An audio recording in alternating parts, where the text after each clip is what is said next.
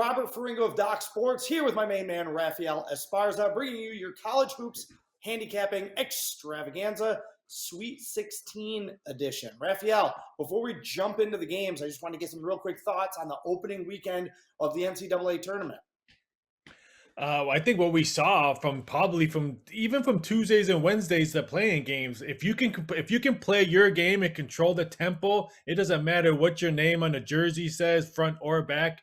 You're going to win the game. That's why Michigan is still there. That's why Iowa State's still there. That's why St. Peter's is still there. That's why Gonzaga, who played a second half, a Zag second half, and why it came back to beat Memphis, because they controlled their tempo and they played their style of game. So it's all about who can control the tempo, who can play their style of game, and who goes to the Elite Eight and who's up in the Crescent City in the Final Four.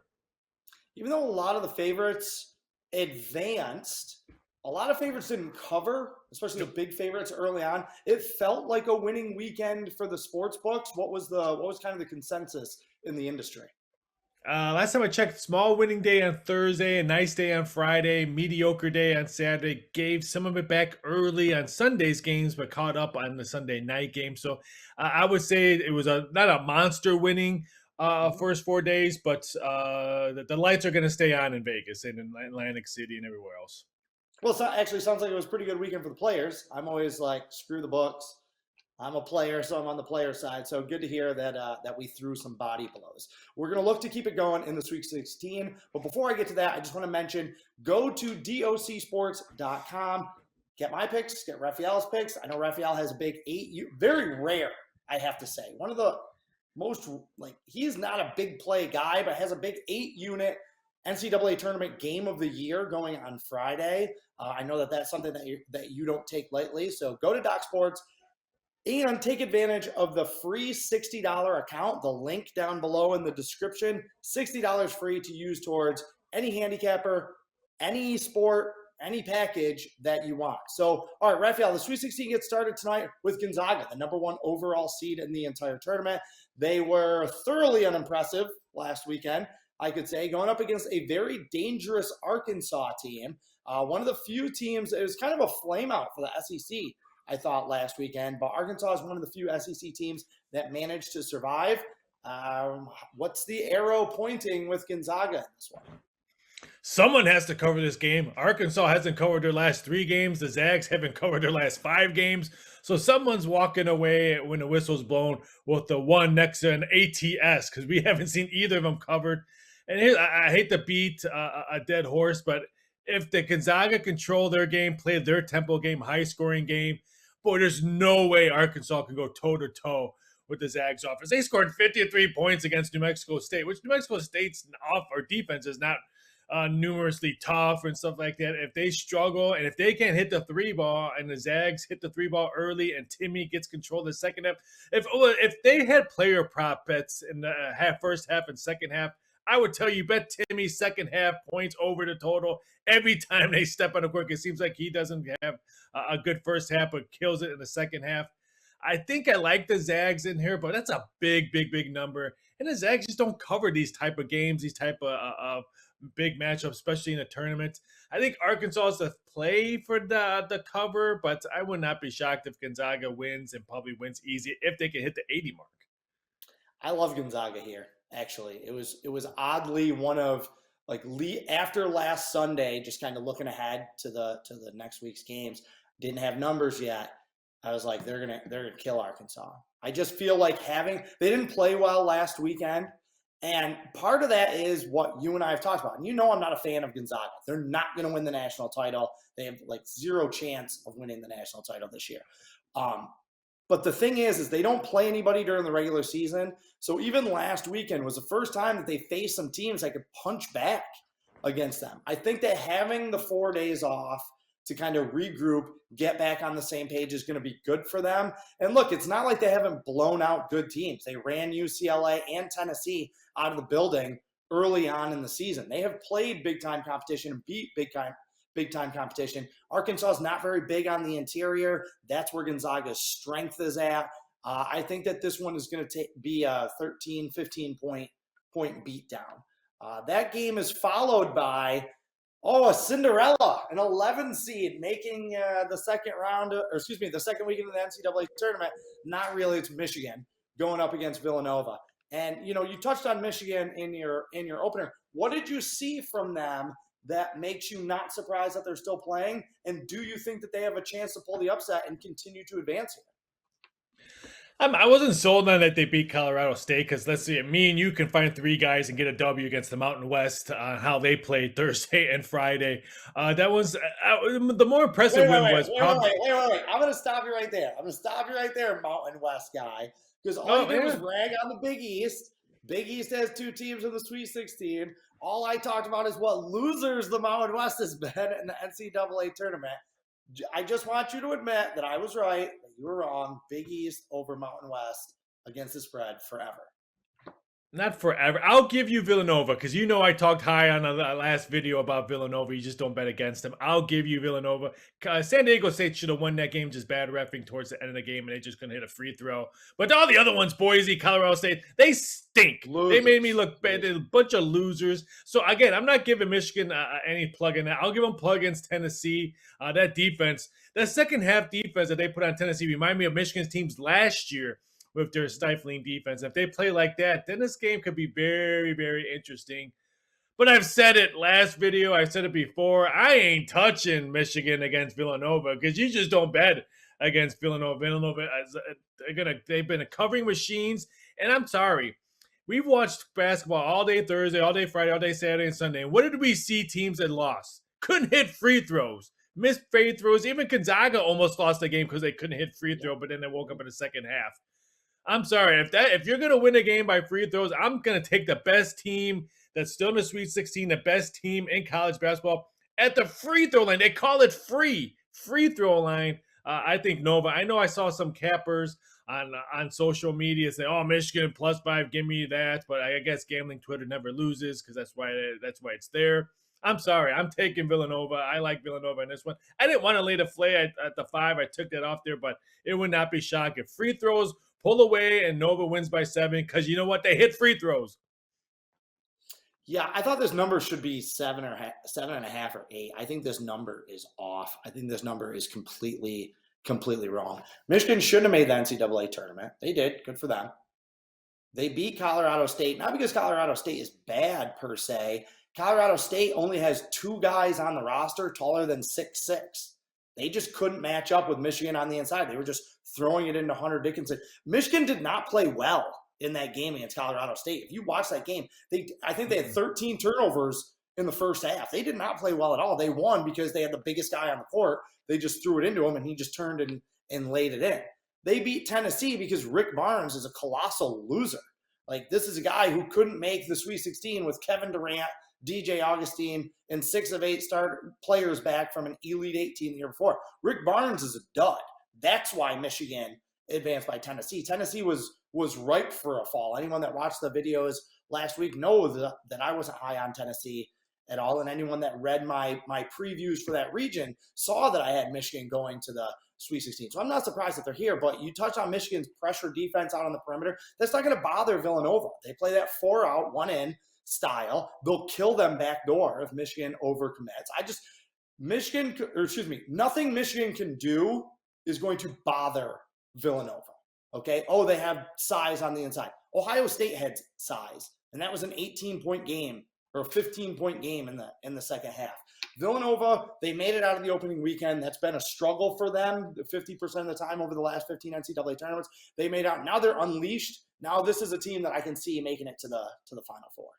So now, hold on that one. If Michigan will advance and beat Nova, if Nova shoots 3-pointers like Tennessee did, Tennessee went 2 for 18, 11%. That's why they lost that game in the stifling defense of Michigan. But if Villanova can hit the 3 ball and Gillespie, who I think has been in school for 8 years, 10 years, what is he going to be, a doctor? That's why he's been in school so long? If he can't hit the 3 ball, then the Michigan Wolverines could advance, but I don't see it happening. Give me Nova. Yeah, that's the thing. Tennessee can't shoot, and they got baited into shooting a lot of threes. If Villanova's going to squeeze off at least 28 threes tonight, and they're going to hit 13 of them, and I think they're going to be just fine. So, all right, The big sentimental game of the night. Is this the end for Coach K, Raphael? Texas Tech facing Duke. Before we get into your breakdown of what's going on in the court and the matchup on the court, I want to talk about the line in this game a little bit. Really interesting line.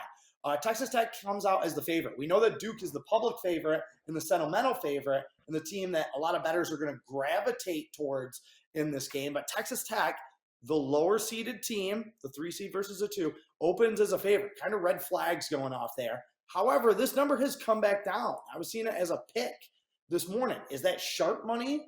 Is that crush of public money that we were kind of expected? Can you just kind of take this line, where it was sat in the line movement? Can you kind of take that apart for us?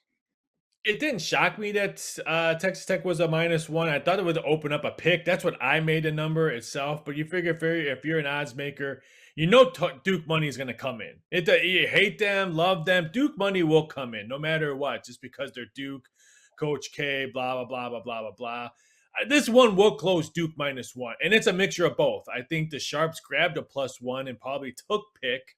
And then everyone thinks, ooh, the money's coming in on Duke. I better hurry up and jump on that because I'm just going to be a follower and get that money. So it's a little bit of a mix of both. This one will close Duke -1. I would be shocked if it closes a pick, or I'd be totally blown away if it goes back to Texas Tech -1. But I think Duke will be the small favorite when this game tips off. So I understand why the odds makers did it, just because I figured they posted this number on Sunday. They figured, okay, Monday, Tuesday, Wednesday, we'll get a little bit of action, some miss action, and then Thursday, the public is going to be all over Duke, and so they were hoping to probably get as much money on Texas Tech. I guess that's what was surprising to me. They know they're going to get Duke money. They know that the public is going to pile on Duke, so why not make Duke the 1-point favorite or even a 2-point favorite early on? Why not make the public pay for taking Duke? I guess they were just that afraid of big, sharp money coming in on Texas Tech, who, according to the analytics and power rankings, are the better team. I got to ask you, is Texas Tech the better team? Who do you see advancing in this one?